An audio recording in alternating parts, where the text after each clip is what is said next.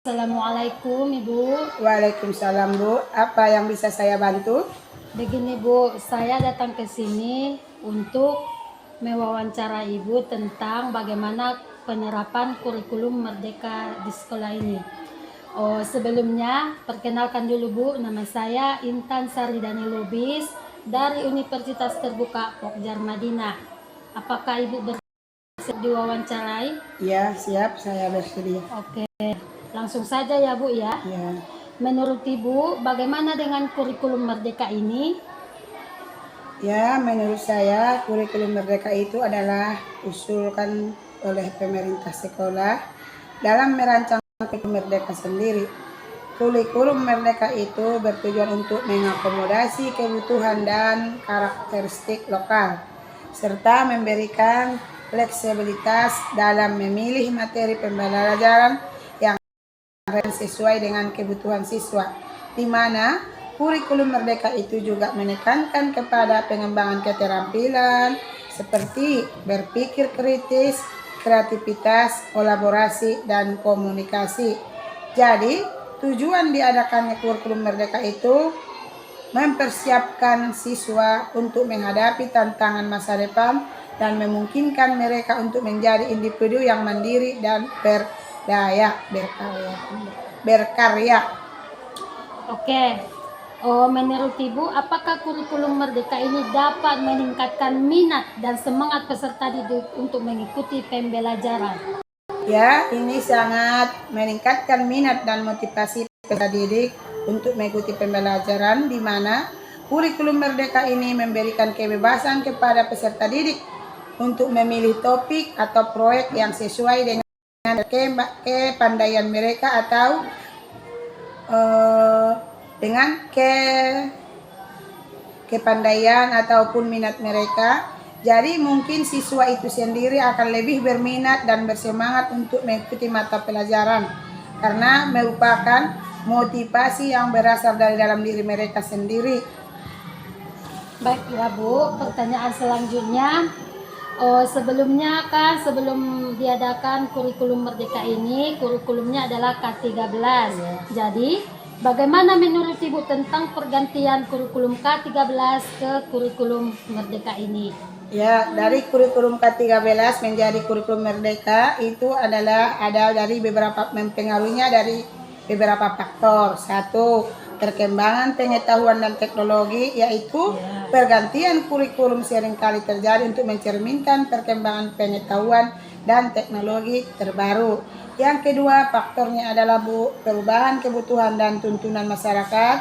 Tiga, evaluasi dan penelitian pendidik. Sementara yang keempat adalah perubahan kebajikan pendidikan. Ya, baik Bu. Selanjutnya, bagaimana pelaksanaan kurikulum Merdeka di SD Negeri 071 Tanjung Mompang ini, Bu? Ya, pelaksanaan kurikulum Merdeka di sekolah kami ini, satu, sangat membantu siswa dalam merencanakan dan mengatur pembelajaran mereka sendiri. Jadi, siswa dapat melaksanakan panduan dan bimbingan dari guru masing-masing untuk menentukan tujuan pembelajaran, memilih materi pelajaran, dan merencanakan jadwal pelajaran. Sedangkan yang kedua adalah menyediakan sumber daya dan materi pembelajaran yang relevan. Dan siswa dapat memiliki akses berbagai sumber daya termasuk buku, materi online, dan alat pembelajaran lainnya. Dan memberikan dukungan dan umpan balik kepada siswa, mendorong kolaborasi dan diskusi antar siswa. Jadi pelaksanaan yang Ibu Guru ciptakan di lingkungannya sangat mendukung kolaborasi dan diskusi antara siswa sehingga mereka dapat saling belajar dan berbagi pengetahuan. Dan melakukan evaluasi dan pemantauan pembelajaran itu sangat memantau kemajuan siswa dan melakukan evaluasi terhadap pembelajaran yang telah dilakukan. Contohnya tugas-tugas, soal ujian, terus tugas-tugas rumah, proyek, dan lain-lain sebagainya. Baik Bu, selanjutnya apa saja hambatan dalam implementasi kurikulum Merdeka sekolah ini, Bu? Ya, yang pertama kendala ataupun hambatan pasti ada. Ya, Nah, pertama adalah keterbatasan sumber daya karena kami di lingkungan ini sangat jauh dari perkotaan. Iya. Terus yang kedua adalah kesiapan guru, karena kami di sini guru-gurunya ini umpamanya sangat masih jauh dari pemahaman yang cukup tentang pendekatan atau keterampilan yang diperlukan untuk mengajar dengan pendekatan yang lebih fleksibel dan berpusat pada siswa. Jadi menurut saya itu adalah hambatan di sekolah kami ini, karena tentang sekolah kami masih jauh dari perkotaan. Oke. Oh, selanjutnya Bu, kan pasti setiap kurikulum ini mempunyai keunggulan. Jadi menurut Ibu, apa sajakah keunggulan yang terdapat di kurikulum Merdeka ini, Bu? Ya, keunggulan dari masing-masing kurikulum pasti ada. Iya, Bu. Nah, terutama di kurikulum Merdeka ini menurut saya, satu, memberikan kebebasan pada sekolah untuk menentukan materi pelajaran sesuai dengan kebutuhan siswa dan lingkungan sekolah. Seperti lingkungan kami ini adalah lingkungan daripada perkebunan, jadi kami lebih mudah mendapatkan bahan-bahannya dari lingkungan atau lingkungan sekitar kita. Yang kedua, meningkatkan kreativitas dan inovasi dalam pembelajaran serta memperkuat keterampilan siswa dalam mengembangkan kemampuan mandiri dan kritis. Sementara yang ketiga adalah tergantung pada implementasi yang tepat, yang memadai, dan yang terkait. Oke. Oh, selanjutnya Bu, apa saja hambatan yang Ibu temukan dalam kurikulum Merdeka ini, Bu? Oh, hambatannya adalah satu keterbatasan waktu. Iya. Yaitu kurikulum Merdeka membutuhkan waktu yang lebih banyak daripada mengikuti kurikulum tradisional. Guru dan mungkin perlu menghabiskan waktu ekstra untuk merencanakan, mempersiapkan, mengarahkan pembelajaran kepada anak. Yang kedua adalah keterbatasan sumber daya, yaitu seperti buku-buku materi kami. Yang ketiga, kurang dukungan. Mungkin kurang dukungan dari lingkungan sekitar, keluarga atau masyarakat.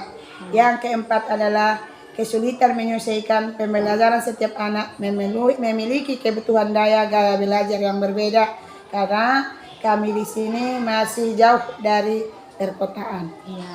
Baik Bu, selanjutnya berdasarkan hambatan yang Ibu temukan di dalam proses pembelajaran kurikulum Merdeka ini, bagaimana solusi Ibu agar hambatan tersebut dapat terselesaikan? Oh, yang pertama, kami sebagai guru harus merencanakan dengan baik apa yang harus dibutuhkan oleh siswa kami. Yang kedua, mencari sumber daya yang tersedia, contohnya dari alam, namanya tumbuhan, biji-bijian, ataupun dari hasil kerajinan tangan mereka. Yang kedua, mencari dukungan baik kepada orang tua, kepada masyarakat, dan kepada umpamanya pengawas sekolah, kepala sekolah. Yang keempat adalah menggunakan pendekatan kepada anak didik. Menurut saya itu saja, Bu. Oke, terima kasih ya Bu. Dari sini saya sudah banyak mengetahui bagaimana kurikulum itu, apa keunggulannya. Terima kasih banyak Bu atas waktunya. Iya. Jadi wawancara kita sudah selesai ya Bu. Saya ucapkan terima kasih banyak atas waktunya. Iya, Oke, salam dulu Bu. Iya. Assalamualaikum. Waalaikumsalam.